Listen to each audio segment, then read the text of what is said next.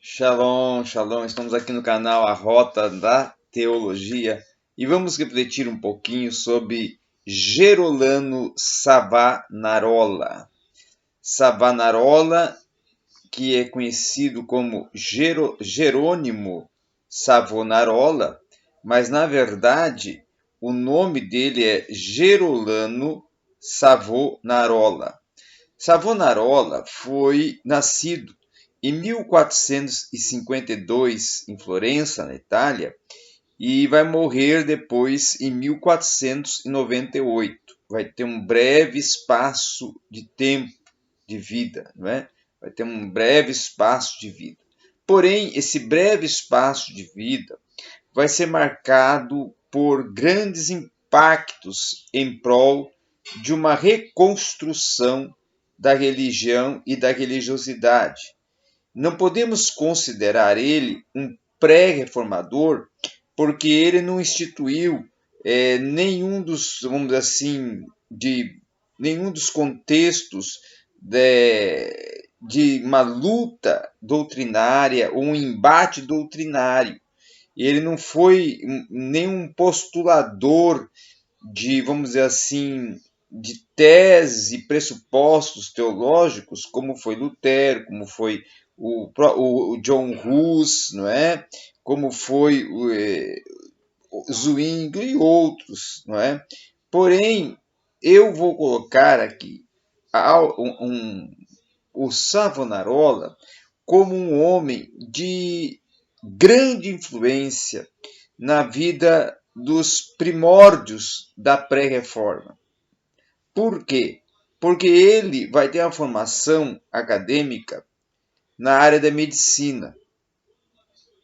E ele, quando está estudando na área da medicina, ele começa a ter uma atratividade pelos escritos de Aristóteles e Tomás de Aquino.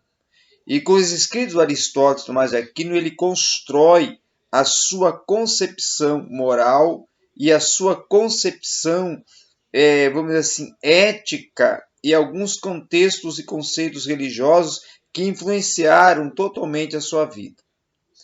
Mais tarde, ele, indo por uma região de Herrara para Florença, onde morava a sua família em Herrara, ele vai ter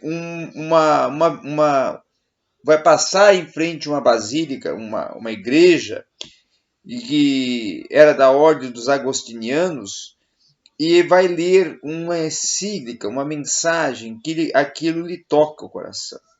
E então ele toma uma decisão de abandonar a medicina e ir para um convento. Indo para um convento, nem chega aí à casa dos pais, segue para um convento, entra em um convento, e mais tarde, ali já do convento, envia uma carta para os pais, relatando o encontro que tinha tido com Deus, a motivação que tinha lhe causado abandonar a medicina, abandonar a carreira de médico, e de futuro médico, de um propulsor médico, e ir se tornar vamos dizer assim, seminarista, e entrar no convento dos dominicanos, para mais tarde vir a ser um frade. Abraçar, então, assim, o sacerdócio católico.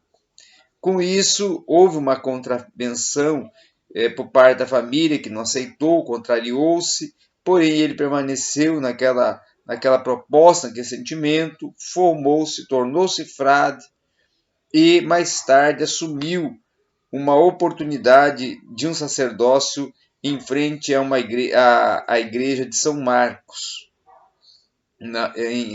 em Florença. Com isso, ele ali começa a influenciar os novicianos e a sociedade daquela região de São Marcos totalmente contra aos conceitos éticos, morais que estavam sendo manifestos na sociedade, acusando e condenando a sociedade pelas suas contravenções, pelas suas corrupções, pelo abuso do poder da igreja, o abuso do poder da política da igreja, da hierarquia, do descontrole econômico, de uma série de questões éticas, morais que ele via e apontava e confrontava.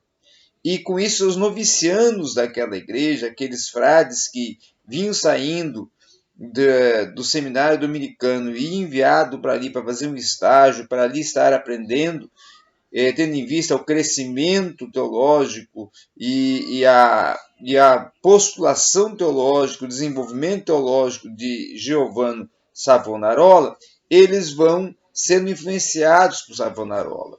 E ele chega a tomar uma proporção de influência em que muitos daqueles, vamos dizer assim, daqueles jovens noviços que estavam se preparando para tornar-se frades, começam a seguir as ideias de Savonarola. Mais tarde, Savonarola vai pregar uma mensagem contundente e essa mensagem vai repercutir dentro de Florença, dentro de Roma, porque ela é totalmente contrária, confrontadora à hierarquia da igreja, confrontadora aos abusos da igreja e certos procedimentos da igreja.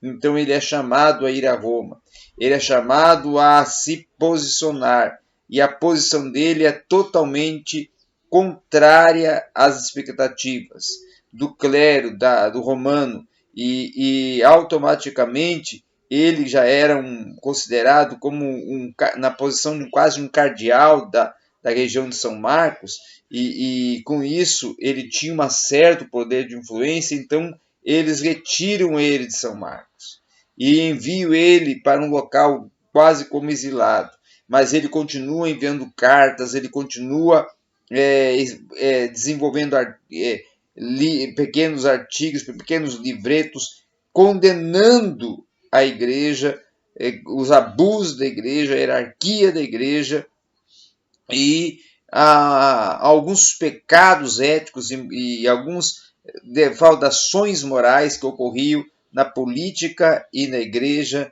e que a igreja era conivente com práticas de abusos políticos que causavam dano social e oprimiam as massas populares. Por isso, ele é mais tarde levado a um novo julgamento.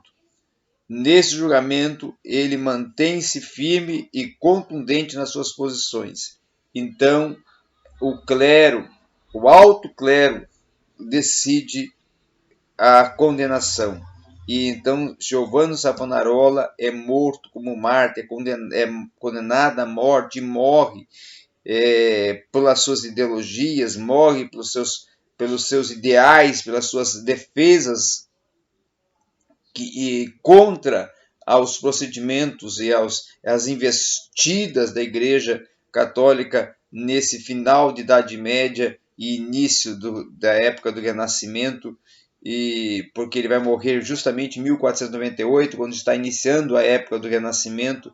Então ele é um homem que coloca a sua vida, né, a juízo em prol da ordem bíblica, da ordem escriturística e da verdadeiro sentido escriturístico ser prevalecido dentro do contexto eclesiástico da Igreja Católica, e confronta o contexto eclesiástico, confronta o alto clero católico, e por isso é condenado à morte e é morto de forma cruel na Itália, certo? Então esta é a vida de Giovanni Savonarola, um homem que morreu em prol de um ideal, e esse ideal foi confrontar as investidas e aos domínios da Igreja Católica, querendo sim